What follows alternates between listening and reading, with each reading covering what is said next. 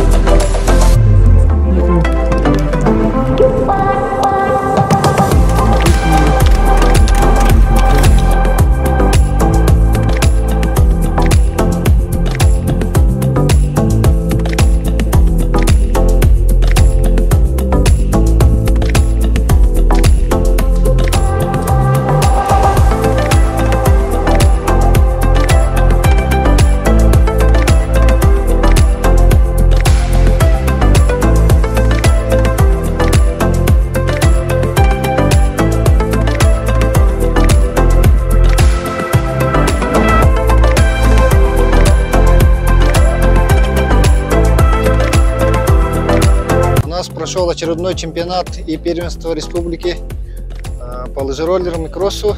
Но в этом году участников у нас поменьше, лыжный спорт.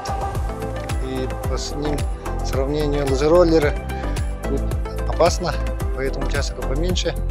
Но кто уверен в своих силах, тот и участвует на этих соревнованиях.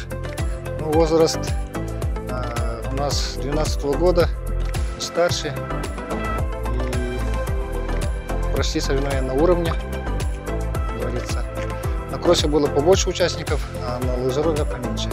Надеемся, в следующем году будет побольше.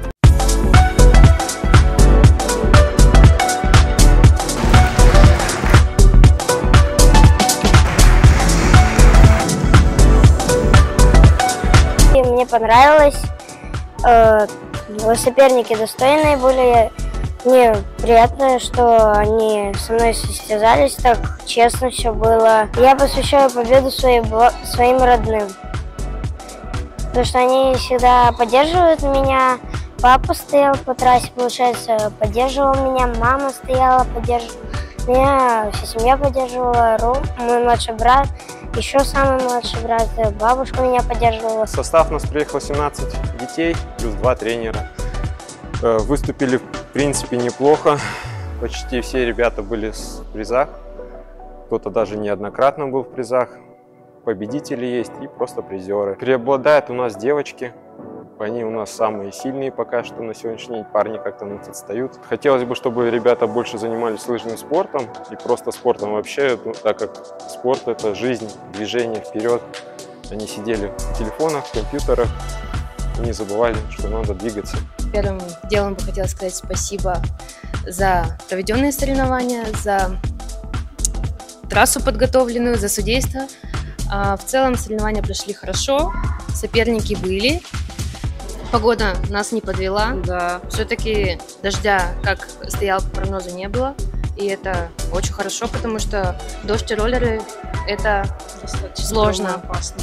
Очень мы переживали за маленьких наших спортсменов, но в целом более-менее все прошло хорошо. Конечно же, были падения, но это соревнования, поэтому